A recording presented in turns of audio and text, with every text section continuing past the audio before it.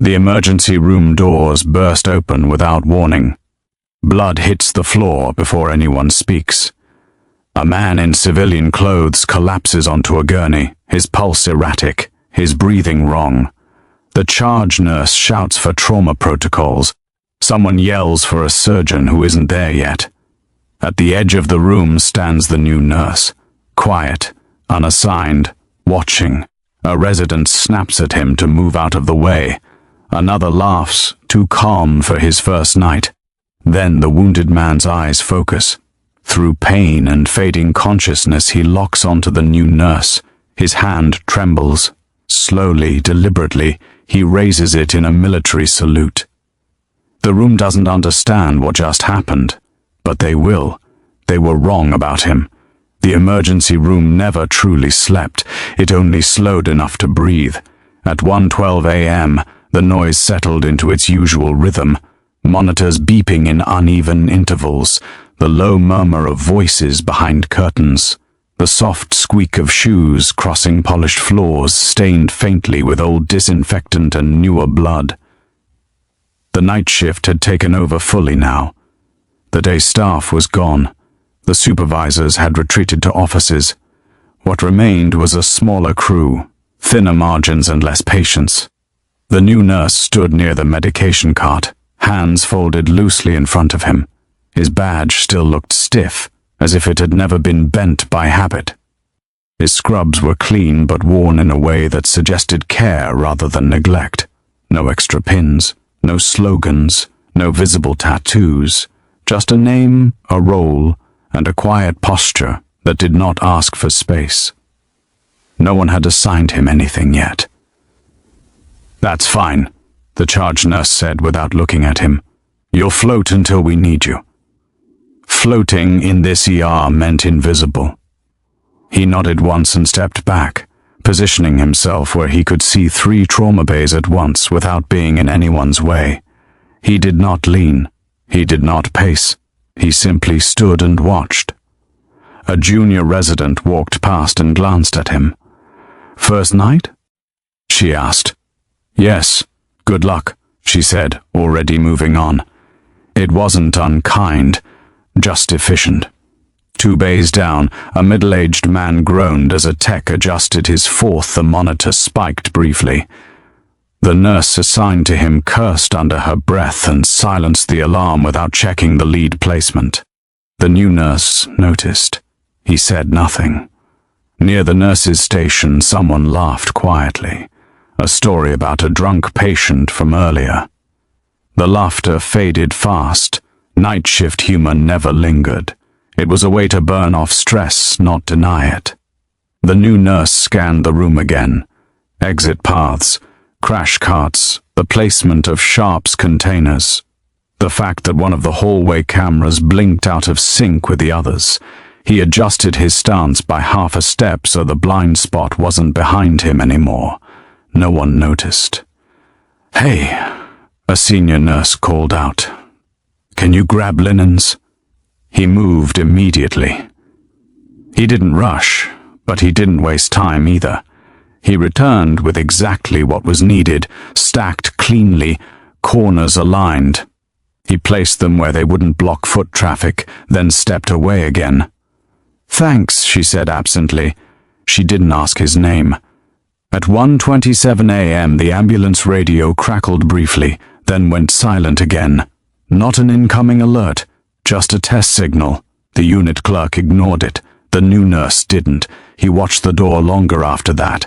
A trauma surgeon finally arrived, hair still damp from a rushed shower, coffee in hand. He scanned the board, frowned, and took a long sip.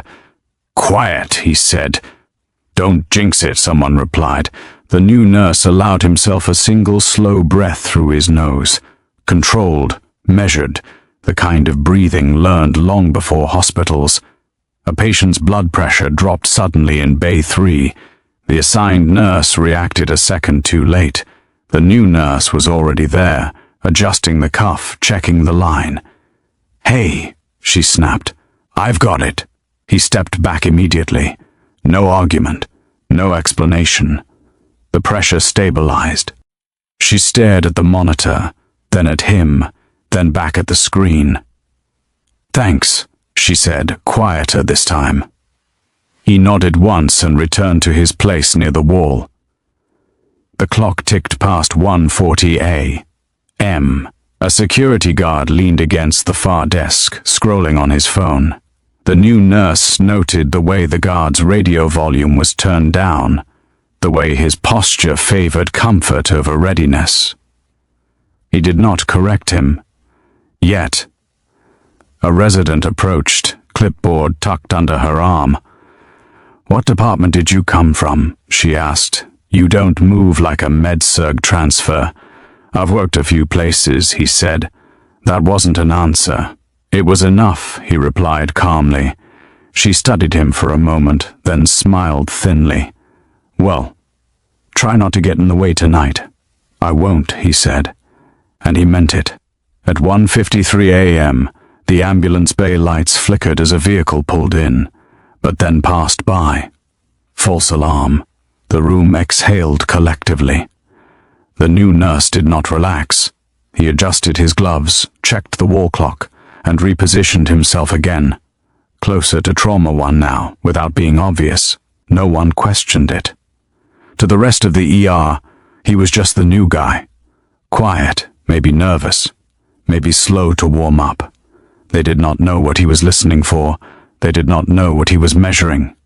They did not know that nights like this, quiet, deceptive, balanced on the edge of nothing, were often the ones that broke first. And when they did, only a few people recognized the sound before it arrived. He was one of them.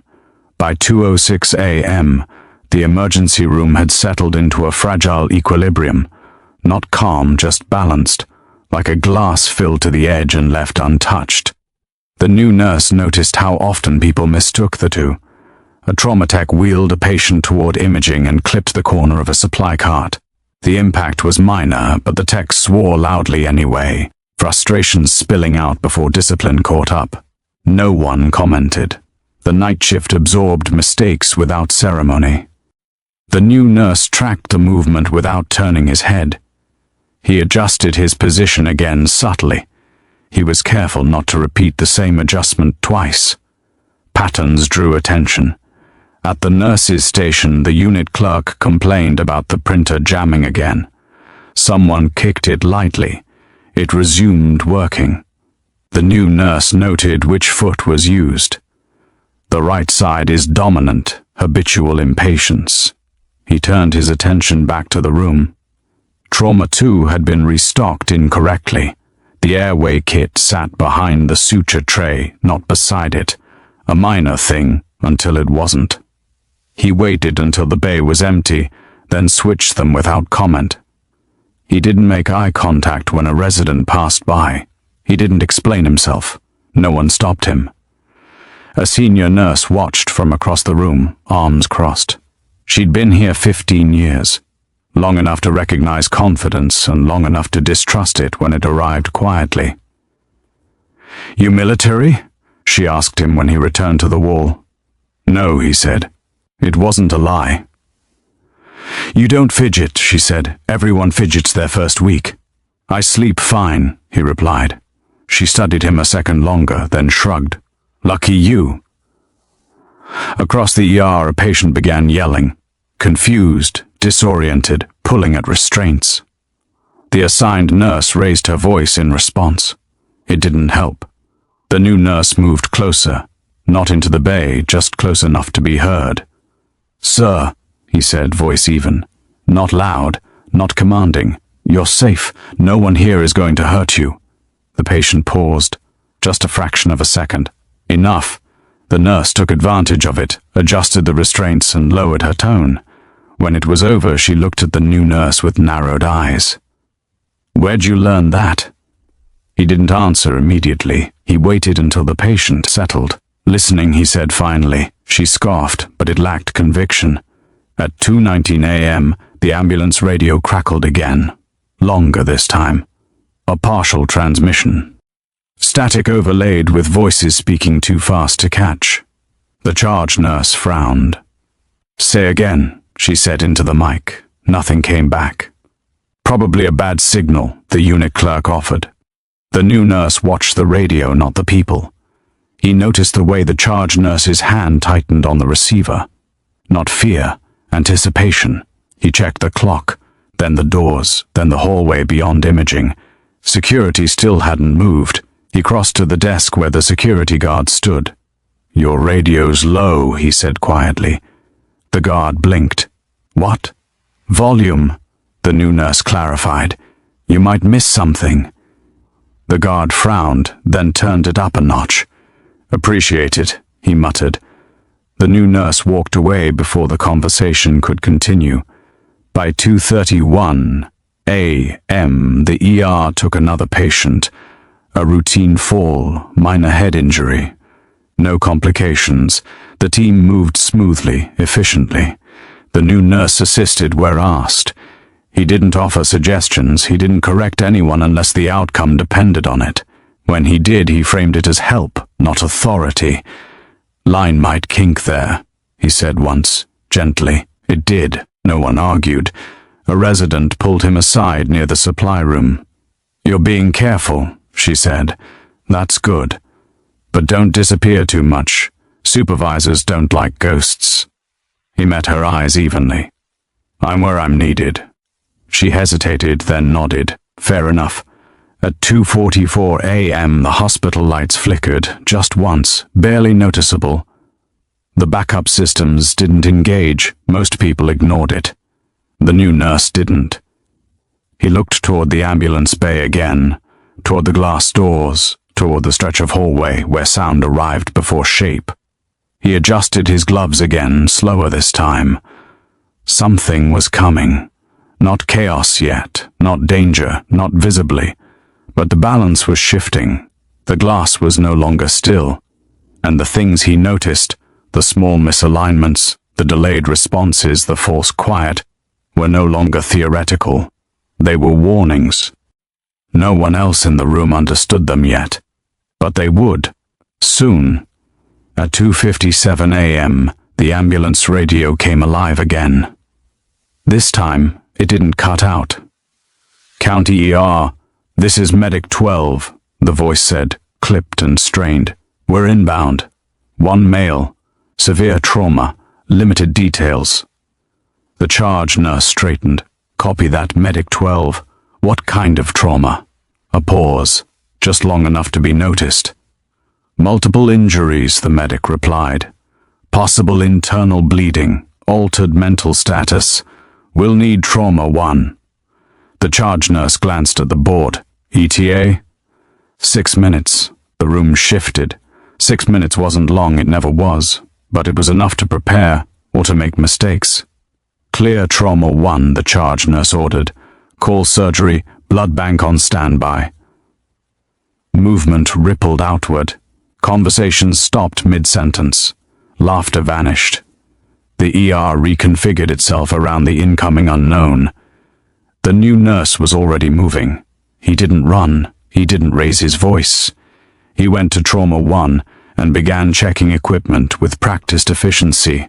Oxygen, suction, monitors. He noticed the laryngoscope blade was missing from the tray. He retrieved one from the adjacent bay and placed it where his hand would naturally fall. A resident noticed. "Did someone assign you here?" "No," he said. "Well, you're here now," she replied, already distracted. That was enough. At the nurse's station, the charge nurse frowned at the radio. "They're being cagey," she said to no one in particular. "Probably just another stabbing," someone muttered. The new nurse didn't comment. He had heard that tone before. The way information narrowed instead of expanded under pressure. The way people spoke when they were choosing words carefully. He checked the crash cart seal. Intact. He adjusted the position of the gurney by a few inches, aligning it with the door. It wasn't standard, it was faster. Security finally moved. The guard near the desk straightened, hand on his radio now. Another guard appeared near the ambulance bay doors, posture suddenly alert. The new nurse noted the change. "Why security?" a tech whispered. "Protocol," the charge nurse said, but her eyes stayed on the entrance. At 3:02 a.m., the automatic doors slid open. The ambulance backed in hard, tires squealing slightly against the concrete. The rear doors flew open before the vehicle fully stopped. "Coming in hot!" the medic shouted. The gurney burst through the doors, wheels rattling. Blood dripped steadily onto the floor, leaving a trail that didn't stop until they reached Trauma 1. The patient was pale, too pale. Civilian clothes, jeans, a jacket soaked dark at the side. No visible weapon, no obvious external cause beyond a deep wound near the abdomen and another high on the shoulder. Male, approximately 40, the lead medic reported. Found down. Significant blood loss, BP dropping en route, GCS fluctuating. "Any idea what happened?" the surgeon asked, stepping in. Another pause. "Unknown," the medic said. He wasn't alone. That landed differently. "Airway?" the resident asked. "Maintained for now," the medic replied. "But he's fading."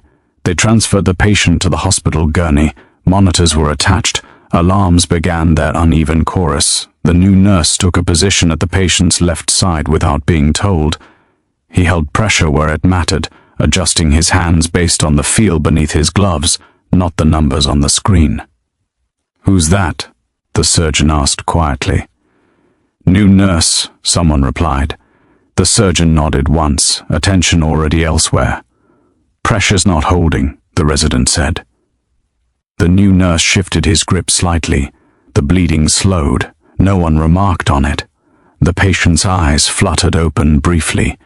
Disoriented, searching, the new nurse met his gaze for a fraction of a second, just enough to communicate something without words. "Stay here." The patient's breathing steadied, just a little. "Prep for intubation," the surgeon ordered. The laryngoscope was exactly where it needed to be.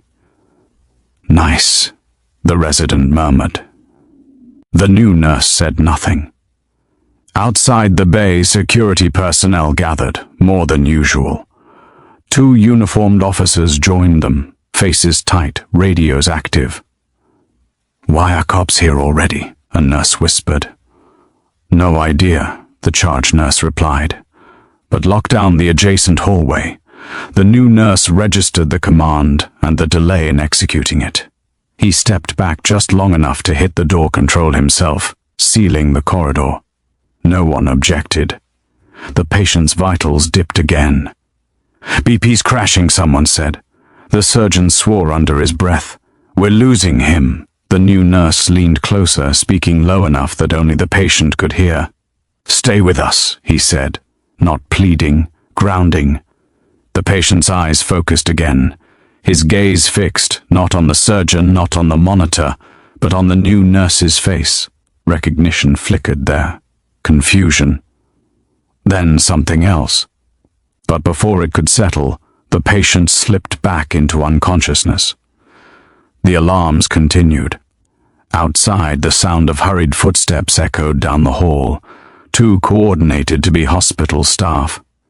The new nurse felt the shift fully now.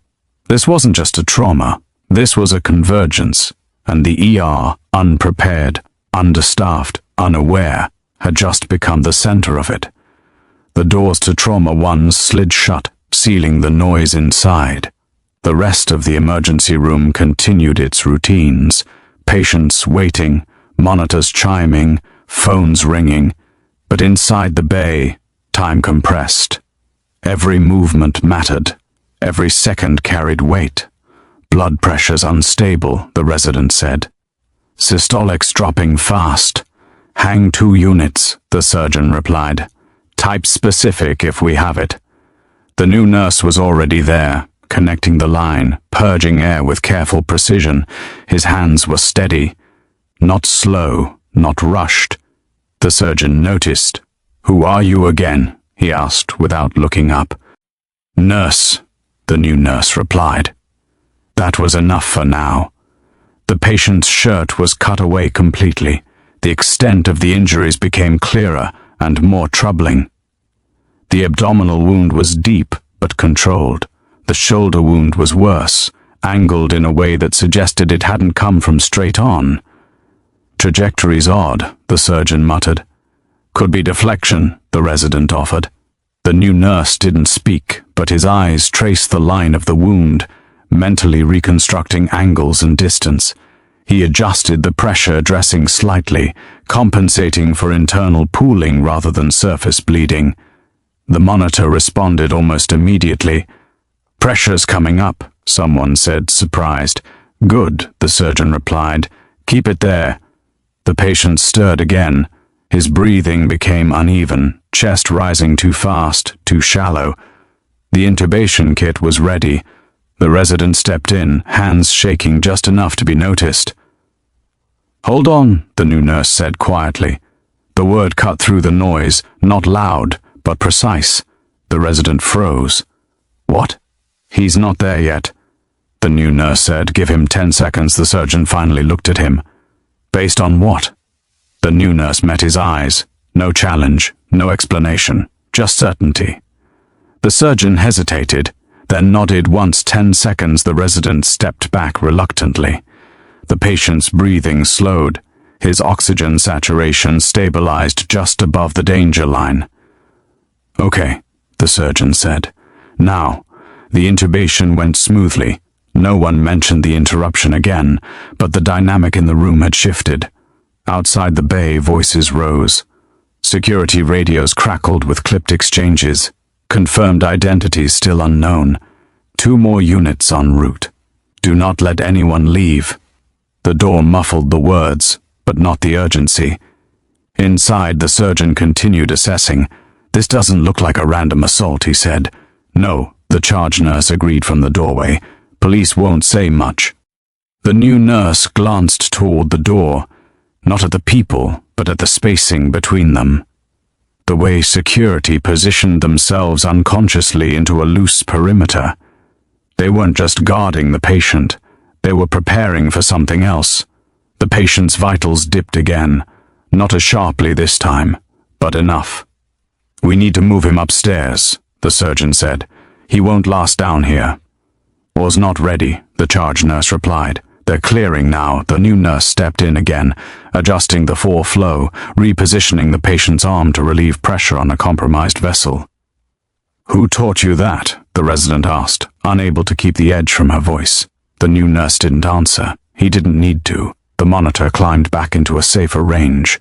A paramedic who had stayed behind watched him closely now. "You're not just ER trained," he said quietly. The new nurse met his gaze. "Tonight's about him." The medic nodded. He didn't push further. At 3:14 a.m., the patient regained consciousness briefly. His eyes opened slowly, struggling against medication and blood loss. He scanned the room, not in panic but with effort, like someone orienting under stress. They stopped on the new nurse. The recognition was clearer this time. The patient tried to speak, failed, swallowed hard. His hand twitched at his side. The new nurse noticed immediately. He leaned in slightly. "Don't move," he said softly. The patient ignored him. With visible effort, the patient raised his hand. Not toward the fourth, not toward the surgeon, toward his own forehead. It wasn't clean. His arm trembled. Pain cut the motion short, but the gesture was unmistakable. A military salute. The room went still. No alarms silenced. No one spoke. But the air changed. The surgeon froze, hands hovering mid-procedure. The resident stared, confusion written openly across her face. The patient held the salute for a second, maybe 2, before his strength gave out and his arm fell back to the bed. His eyes never left the new nurse. The new nurse did not return the salute. He simply nodded once, small, controlled. The patient exhaled, something like relief passing over his face, and slipped back into unconsciousness. "What the hell was that?" someone whispered. The surgeon looked at the new nurse again, this time differently. "You know him?" he asked. "No," the new nurse replied. That too was true. Outside the bay, the security radios spiked in volume. Footsteps approached, heavier now, more deliberate. The charge nurse leaned in. "We've got federal agents asking questions," she said quietly. "They want to know who's in this room." The surgeon's eyes flicked back to the unconscious patient, then to the new nurse. The laughter from earlier in the night felt distant now, irrelevant. Whatever assumptions had existed about the quiet nurse on his first shift, they were gone, replaced by something more dangerous: uncertainty. No one laughed anymore. The emergency room hadn't become louder or faster, but the way people moved had changed. Conversations shortened, instructions sharpened. Every set of eyes kept drifting back to Trauma 1, and to the nurse who had not returned the salute. Inside the bay, the patient remained unstable but alive. The surgeon worked with controlled urgency, hands moving from habit rather than panic. The resident followed closely, quieter now. The new nurse stayed at the patient's side, not in command, not in charge. Present, pressures trending down again, the resident said, watching the monitor. "Adjust the fluids," the surgeon replied. The new nurse was already doing it, but not the way they expected. He slowed the flow instead of increasing it, then repositioned the patient's torso by a few degrees. The numbers steadied. The resident frowned. "Why'd you slow it?" "Bleeding isn't external," the new nurse said. "Too much volume too fast will push it." The surgeon paused, considering, then nodded. "He's right. Keep it there." No one challenged him. The correction was small, precise, and impossible to ignore. Outside the bay, the federal agents arrived without announcement. 2 men, plainclothes, posture rigid. They spoke with security in low voices, showing badges only briefly. The charge nurse intercepted them before they reached the door. "You can't come in," she said. "Patient's critical." "We understand," one agent replied. "We'll wait." They did, standing just far enough back to observe everything. The new nurse noticed the way one of them scanned the room, not medically but tactically, counting exits, gauging distances. The new nurse met his eyes for half a second, then I looked away. The agent did not approach him. Inside the bay, a complication emerged. The patient's heart rhythm faltered, subtle, irregular.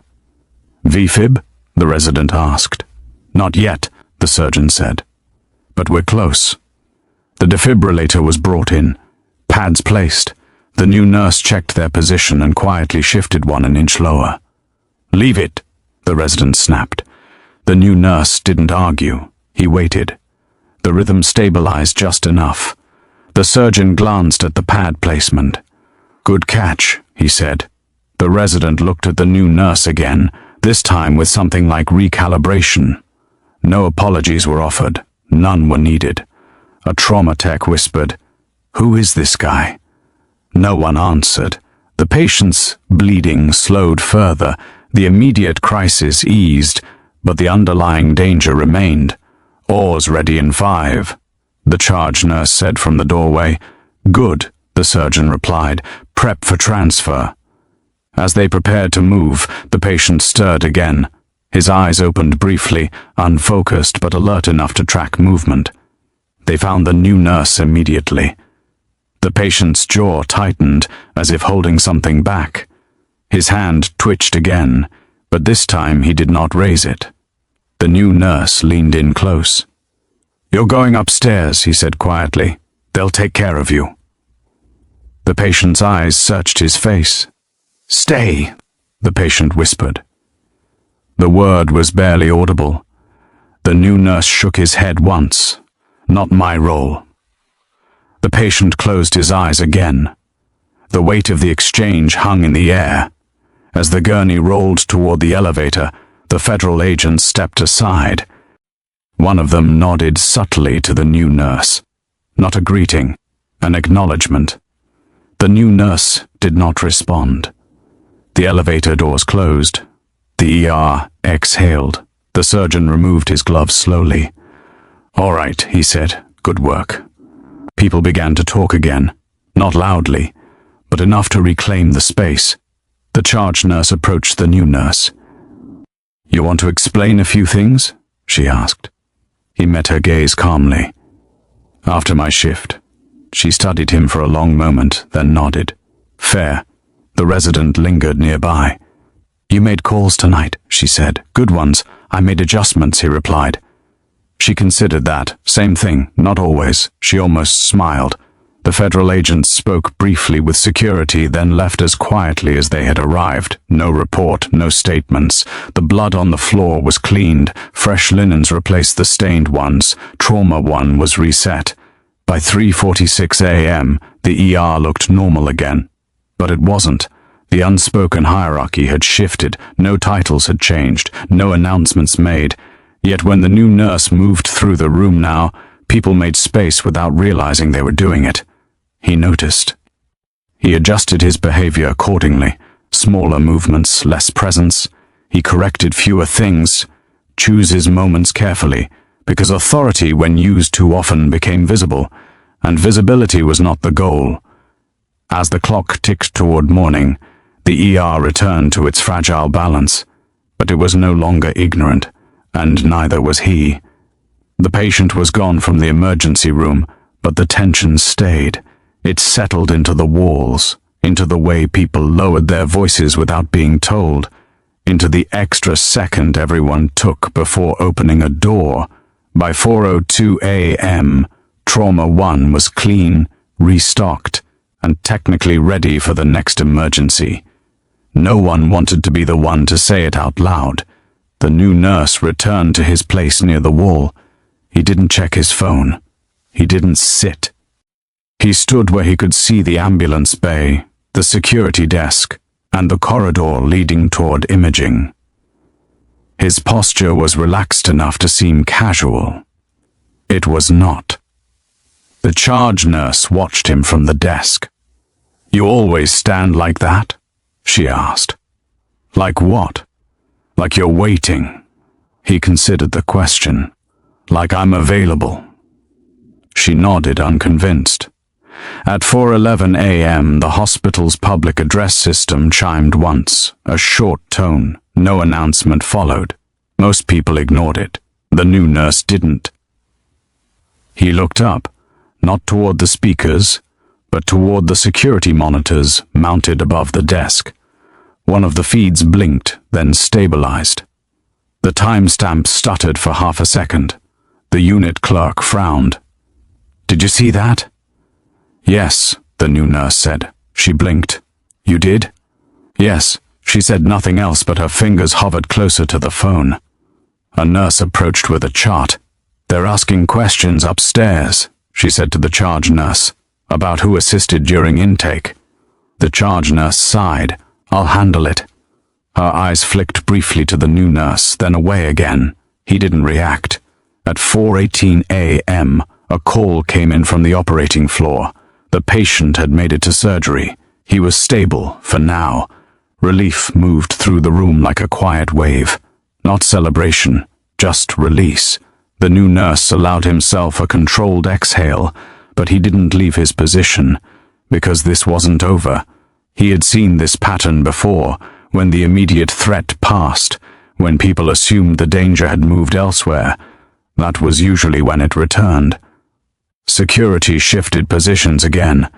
2 guards moved closer to the ER entrance. Another stood near the stairwell that led up from the ambulance bay instead of using the elevator. The new nurse noted the choice. Stairs meant speed without confinement. A resident approached him cautiously. "So," she said hypothetically, "if something else happened tonight, what would you suggest?" He looked at her for a moment. "That depends on what something else is." She hesitated. "Let's say someone comes looking for that patient. Then they won't come through the front," he said. She frowned. "Why not?" "Because they don't need to," he replied. She absorbed that and glanced toward the ambulance bay. "That's not reassuring, it's accurate." At 4:27 a.m., the security desk phone rang. The guard answered, listened, then straightened. "Copy," he said. "Understood." He hung up and looked at the charge nurse. We've got an unaccounted vehicle parked in the ambulance loop, engine off, no ID. The charge nurse's jaw tightened. How long? Unknown. The new nurse shifted his stance, just enough to bring the bay doors fully into his peripheral vision. Has anyone checked it? The charge nurse asked. The guard hesitated. Not yet. I'll go, another guard offered. The new nurse spoke before the charge nurse could answer. Wait. Everyone turned toward him. Give it 30 seconds, he said calmly. Why? The guard asked. Because if someone's inside, they're listening, the new nurse replied. And if they're not, 30 seconds won't matter. The charge nurse weighed the options, then nodded. 30 seconds. They waited. Nothing happened. Okay, she said, go. The guard took 3 steps toward the door. The new nurse's hand rose slightly, not a command. A caution. The guard stopped again, confused. The ambulance bay doors slid open from the outside. A man stepped in. He wore hospital scrubs, but they were wrong. Too new, too clean.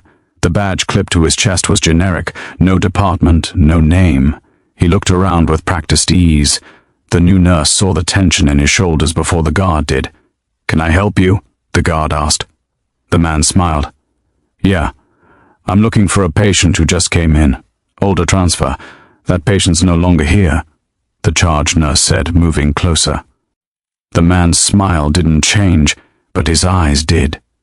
They flicked briefly toward Trauma 1, toward the elevators.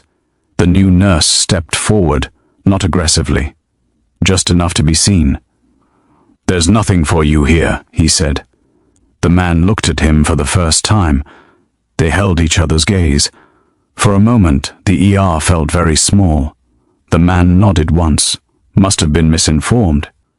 He turned and walked out as calmly as he'd entered. Security followed him to the doors. The ambulance bay lights flickered as the vehicle pulled away. Silence returned. No one spoke. The charge nurse looked at the new nurse. You want to explain that? He shook his head. Not yet. She studied him, then nodded slowly. All right. The ER resumed its rhythm, but no one pretended anymore. Something else had come, and it had been turned away, not with force, not with authority, but with recognition.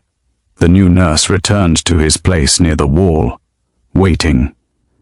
By 4:58 a.m., the emergency room felt like a place that had survived something it couldn't explain. The chairs were the same. The lights hadn't dimmed. Patients still waited behind curtains, unaware of how close the night had come to crossing a line. But the staff moved differently now. They checked the doors twice. They asked questions they normally wouldn't. They watched the ambulance bay even when there were no sirens. The new nurse felt it most clearly in the pauses, those half seconds when people looked toward him before acting, then caught themselves and looked away. That was the danger. He reduced his presence further. Slower steps, fewer words. He took on routine tasks without comment, charting, restocking, assisting where asked. Authority could not linger without consequence. At 5:06 a.m., the hospital administrator arrived. Not a senior executive, not a director, just high enough to represent the institution and close enough to the floor to feel threatened by anything that disrupted order. She stood with the charge nurse near the desk, voice low but firm. Federal agents requested names, she said. Everyone who had direct contact with the trauma patient.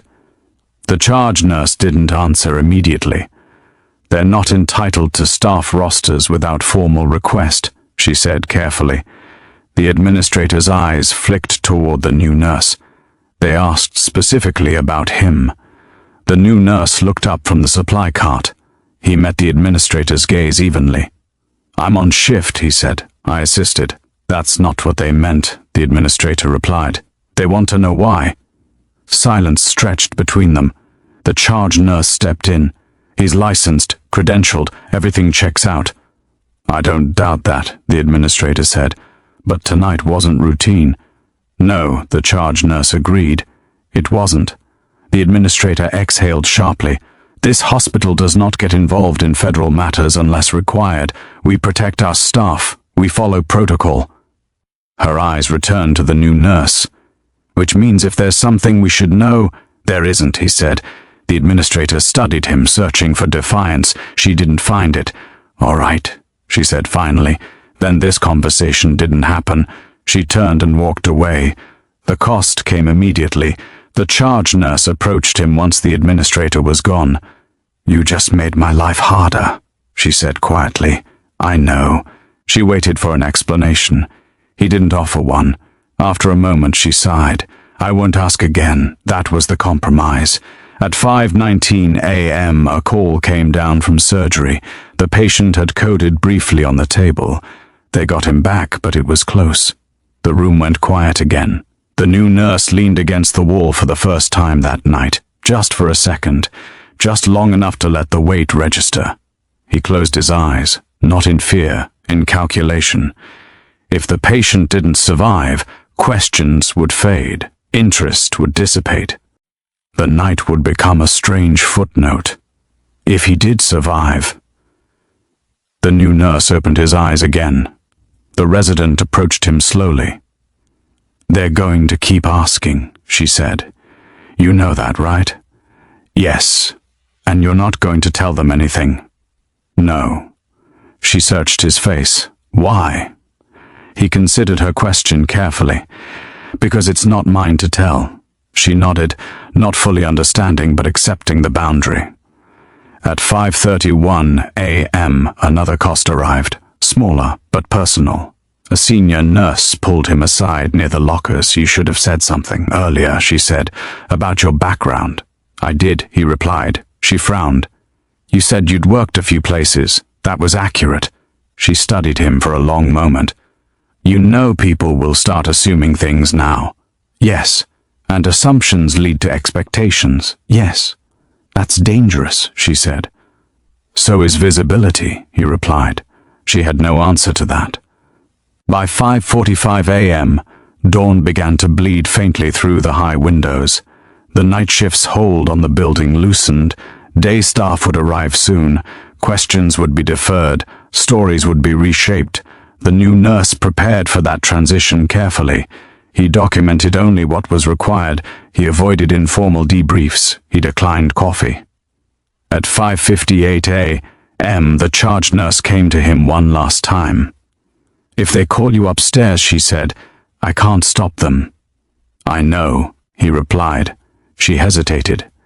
"For what it's worth, you handled tonight well." "Tonight isn't finished yet," he said. She followed his gaze, to the ambulance bay, to the doors, to the space where danger had already tested the room once. He wasn't waiting for praise. He was waiting for consequence. Because stepping forward always carried a cost, and before the sun fully rose, he would know exactly how much he had paid. The first day shift staff began arriving just after 6:15 a.m. They came in clusters, half awake, coffee in hand, conversations drifting toward weekends and weather. None of them could feel what lingered in the air. Not yet. The night staff exchanged looks instead of explanations. The new nurse adjusted his badge and moved farther back from the center of the room. He let the change of shift wash over him. New people meant new assumptions. He needed them. At 6:22 a.m., the elevator doors near the nurses' station opened. 2 men stepped out. Suits this time. Dark, conservative, federal without disguise. They didn't rush. They didn't scan the room openly. They walked like people who expected cooperation. The charge nurse stiffened. "Here we go," she murmured. The men approached the desk and spoke quietly with the unit clerk. Badges were shown again. Names were exchanged. A clipboard appeared. The new nurse watched the interaction without staring. He counted steps, exit paths, the distance between the men and the ambulance bay. One of the agents glanced toward him. Just once, then I looked away. The charge nurse was summoned. She listened, arms folded, face unreadable. "They want to speak with you," she said to the new nurse when she returned. "When?" he asked. "Now," he nodded. "Where?" "Consult room." He followed without hesitation. The consult room was small, windowless, designed for difficult conversations. The two agents sat opposite him. One took notes, the other spoke. "You assisted with a trauma patient early this morning," the agent said. "Yes. Your interventions exceeded standard nursing scope in several moments." The new nurse didn't react. "I assisted under physician oversight." The agent studied him. "You demonstrated knowledge of tactical movement, wound trajectory, and threat assessment." "I demonstrated patient care," the new nurse replied. Silence. "You're aware the patient is an active duty SEAL, Commander," the agent said. "Yes. How did you know?" "I didn't," he said. "He told us when he arrived." That was true enough. The second agent leaned forward slightly. "He recognized you." The new nurse met his gaze. He was disoriented. The agent smiled faintly. He was not. Another silence. "We're not here to accuse you of anything," the first agent said. "We're here to understand." "Then understand this," the new nurse replied calmly. "I did my job." The agents exchanged a glance. "You were not on any of our lists," the second agent said. "Not active. Not reserved. Not a civilian contractor." "I didn't say I was," the new nurse replied. The first agent closed his notebook. "For now, that's sufficient." They stood. "Do not discuss last night with anyone outside your chain," the agent added. "I don't," the new nurse said. They left without shaking hands. Back in the ER, the day shift had fully taken over. The rhythm changed, faster, louder, less precise. The new nurse resumed his tasks. No one asked where he'd been. At 6:48 a.m., a call came down from surgery. The patient was alive, critical but stable. The news traveled fast. Relief moved through the room, but it carried a new weight now. Survival meant continuation. At 7:02 a.m., hospital administration returned, this time with legal counsel. They stood near the desk, reviewing notes, speaking in low voices. The charge nurse watched them with open frustration. "They're circling," she said quietly to the new nurse when she passed him. "Yes," he replied. "Are you worried?" He considered the question. "No." She studied his face. "You should be." He almost smiled, but didn't. At 7:14 a.m., a uniformed officer arrived, not federal. Local. He asked routine questions loudly, drawing attention. The new nurse stepped back. Let others answer. Pressure came from all sides now. Institutional, legal, federal, personal, every direction pulled. At 7:26 a.m., the new nurse was asked to stay late. Short-staffed, unexpected call-outs. He agreed it was a mistake, but a necessary one. At 7:39 a.m., the elevator doors opened again. This time, only one man stepped out. He wore hospital scrubs, real ones, worn, faded. His posture was controlled but tired. A military bearing softened by pain. The SEAL commander. He walked slowly, supported by a nurse, but he waved her off before reaching the desk. The room noticed. Conversation stopped. He scanned the ER, not urgently, intentionally. He found the new nurse immediately. The commander straightened despite the pain, raised his hand, cleanly this time, a formal military salute, in full view of everyone. The room froze. The new nurse returned it, briefly, precisely, without ceremony. The commander lowered his hand. "Thank you," he said simply. Then he turned and walked back toward the elevator. No explanation, no announcement, just acknowledgement. The charge nurse exhaled slowly. "Well," she said, "that complicates things." The new nurse removed his gloves and disposed of them carefully. "Yes," he said. The pressure had peaked. There would be no clean resolution now, only what came after. The room did not return to normal after that. It couldn't. The SEAL commander's salute lingered in the air like a sound that refused to fade. No one spoke about it directly. They didn't need to. The meaning pressed in from every angle, forcing quiet recalculations. People who had dismissed the new nurse hours earlier now avoided his eyes. Others watched him too closely. He felt both immediately. He resumed work without acknowledging the moment.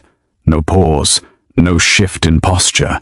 He documented a medication administration with the same steady hand he had used all night. Authority, once confirmed, became dangerous. The charge nurse broke the silence first. "All right," she said, louder than necessary. "Back to work." The ER obeyed gratefully. A trauma tech whispered to another, "Did you see that?" "I saw it," came the reply. "I don't want to talk about it." The new nurse moved toward the medication room, deliberately choosing the most ordinary task available. Inside, he checked inventory levels, adjusted labels, and replaced a missing seal. His hands were steady, his breathing unchanged, but his mind was already moving ahead. The salute had crossed a line he had worked hard to avoid. It had not revealed everything, but it had revealed enough. Federal eyes would return, questions would harden, silence would no longer be sufficient by itself. He needed containment. At 7:58 a.m., the charge nurse joined him in the medication room. She closed the door behind her. "I didn't authorize that," she said quietly. "I know," he replied. "You didn't stop it." "No." She studied him. "Could you have?" "Yes." "Why didn't you?" He considered her carefully before answering. "Because it wasn't about me." She leaned against the counter.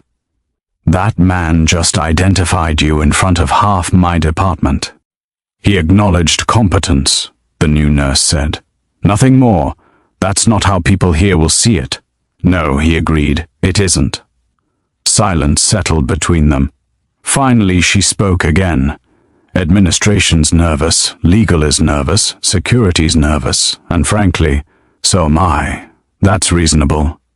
Her eyes narrowed slightly. "You're not." "I'm focused," he said. She exhaled slowly. "I don't know what you are, but I know this. If you stay visible, they'll pull you apart trying to understand you." He nodded. "That's why I won't." She frowned. "What does that mean?" "It means I finished my shift," he said. "Then I disappear." She searched his face for defiance. Found none. "You can't just—" "I can," he said gently. "And I will." At 8:11 a.m. the federal agents returned. This time they didn't go to the desk. They came directly to him. The ER went quiet again, not abruptly but in stages, as people noticed and then pretended not to. "Walk with us," one agent said. The new nurse nodded. "After I sign off." The agent hesitated, then stepped back. The new nurse completed his documentation carefully. He logged times, actions, nothing extraneous, nothing interpretive. Then he followed them into the hallway. "You understand why we're here," the agent said as they walked. "Yes. You were identified by a classified asset." "I was acknowledged by a patient," the new nurse replied. The agent stopped walking. "You're very careful with language. It matters." They resumed. "You know we could escalate this," the second agent said. "Force disclosure." "Yes. Why aren't you concerned?" The new nurse stopped and turned to face them. "Because escalation would require you to explain why," he said calmly, "and you don't want to do that in a hospital hallway." The agent studied him closely now. "You're not on any list," the first agent said again. "That doesn't mean I'm unknown," the new nurse replied. A long silence followed. Finally, the agent nodded once. "We'll file this as incidental interaction." "That would be accurate." "And if we need you again?" "You won't," the new nurse said. They let him go. Back in the ER, the charge nurse watched him cross the floor. Their eyes met briefly. She gave a small nod. The day shift had fully taken over now. Fresh staff, fresh assumptions. The new nurse used them. He took a break no one noticed. He helped a confused patient find the restroom. He changed his dressing under supervision. By the time anyone thought to look for him again, he was finishing his shift. At 8:46 a.m., he removed his badge and placed it in his locker. He changed clothes slowly, deliberately. The hospital around him hummed with routine. Before leaving, he paused at the doorway to the ER one last time. The charge nurse caught his eye. "You did good work," she said. He nodded.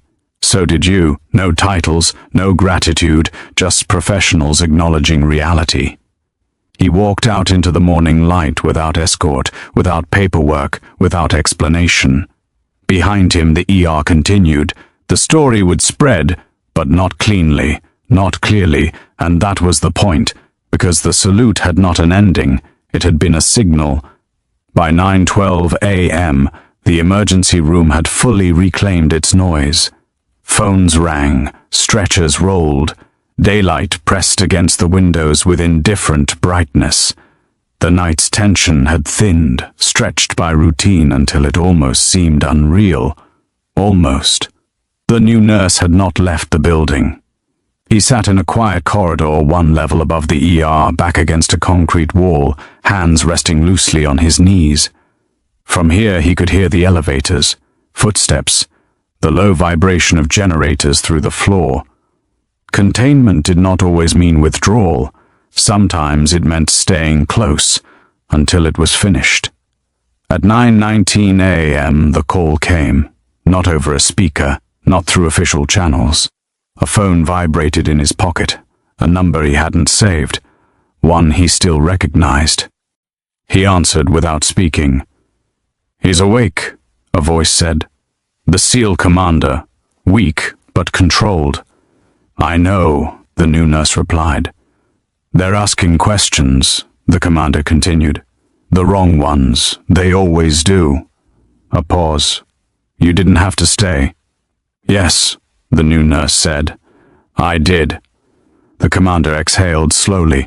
"They're trying to frame last night as coincidence." "That will hold," the new nurse said, "if you let it." Silence stretched between them, heavy, deliberate. "They'll want a statement," the commander said. "You'll give them one," the new nurse replied. "It will be factual, limited, medical, and I won't be mentioned." The commander hesitated. "That's not how I remember it." "That's how it needs to be," the new nurse said. Another pause. "You always did this," the commander said quietly. "Carried it alone." The new nurse closed his eyes briefly. "This isn't about us." "No," the commander agreed. "It's about keeping the hospital clean. Yes." The call ended without farewell. The new nurse stood and moved toward the stairwell. He took the stairs down, not to the ER, but to administration. Legal counsel was already there. So was security. So were the federal agents. The room was tense but controlled. The new nurse entered without introduction. No one stopped him. "We're finalizing the incident report," legal counsel said. "This needs to be precise." "It already is," the new nurse replied. The agents looked up sharply. "You're not cleared to be here," one said. The new nurse met his gaze calmly. "You're not cleared to escalate this." Silence followed.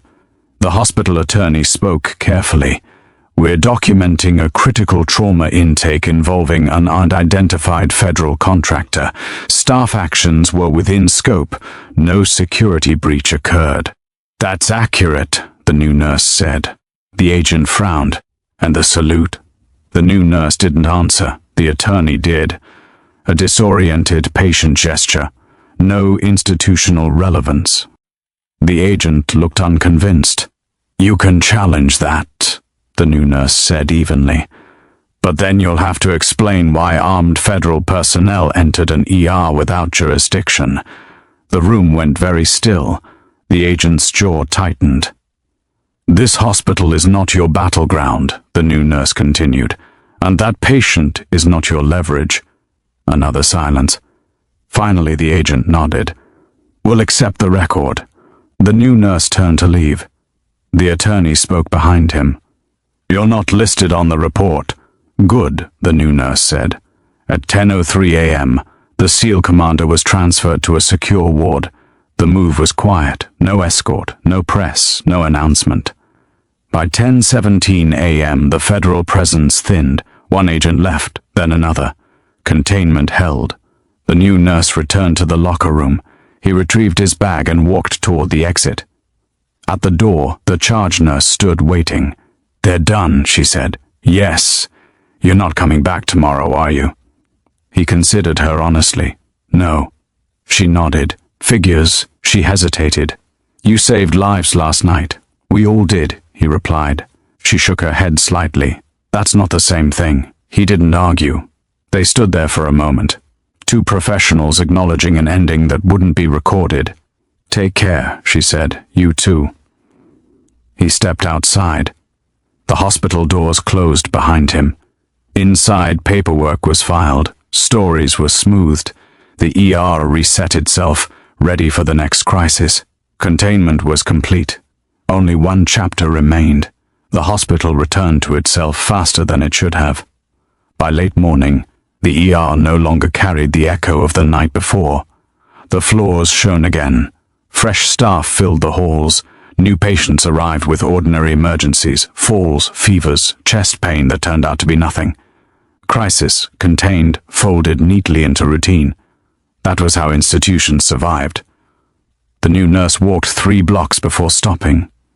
He stood at the edge of the parking structure across from the hospital, watching ambulances come and go. From this distance, everything looked orderly, predictable. The building gave no sign that it had almost been something else. He checked his watch out of habit, then let his arm fall back to his side. No more timing, no more positioning. His role was finished. A vibration in his pocket broke the stillness. Not a call this time, a message. He made it through the second procedure. Stable, no name, no signature. He read it once, then deleted it. The morning air was cool, clean in a way hospital air never was. He took a slow breath and let it fill his lungs completely. For the first time since the ambulance doors had burst open hours earlier, he allowed himself to feel the weight. Not pride, cost. He had broken his cover, not fully, but enough. He had drawn attention he had spent years avoiding. Even now, somewhere in a file, his name would sit with a question mark beside it. That was manageable. What mattered was that the hospital would not carry the burden. He walked on. Inside the ER, the charge nurse finished her shift and stayed 10 minutes late, reorganizing the board for the next supervisor. She erased the trauma patient's name last. She paused before wiping it away completely.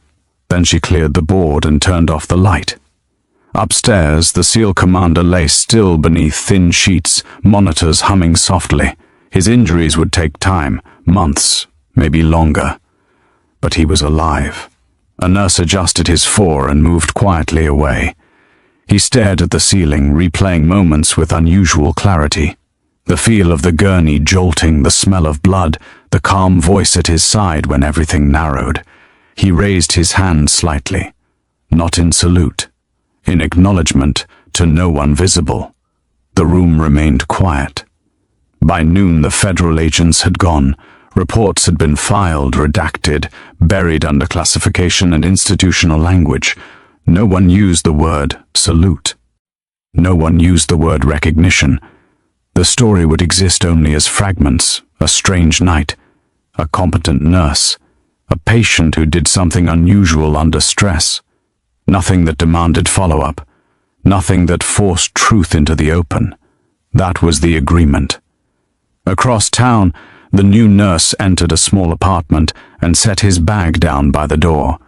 He moved through the space methodically, checking windows, listening to the building's quiet. He poured a glass of water and sat at the table without drinking it. For a long moment he did nothing. Then he removed his watch and placed it face down. The stillness felt earned but incomplete. He knew this feeling, the calm after containment. The space where reflection waited, patient and unforgiving. He did not indulge it for long. Instead, he stood, changed clothes, and folded his scrubs carefully. He placed them at the back of the closet, where they would not be the first thing seen. They were just clothes now. At 2:14 p.m., the charge nurse received an email from administration thanking the overnight team for professionalism under pressure. No names were mentioned, no incident referenced. She read it once, then archived it. That night, when the ER lights dimmed again, no one spoke about the new nurse. But when a monitor alarmed unexpectedly, 2 people moved at once instead of 1. When a patient panicked, a voice lowered instead of rising. Small things, lasting things. The hospital would never know what it had brushed against. And it didn't need to. As evening settled over the city, the new nurse stepped out onto his balcony and watched the light fade. Sirens sounded somewhere distant. Another emergency, another unknown. He rested his hands on the railing, posture relaxed now in a way it hadn't been all night. If called again, he would answer. If not, he would remain exactly where he was, unremarkable, unrecorded. That was the discipline. That was the cost. The hospital lights flickered on one by one as darkness took hold. Inside those walls, life went on, and the man who had quietly held the line once more let the world forget him, which was how it had to end.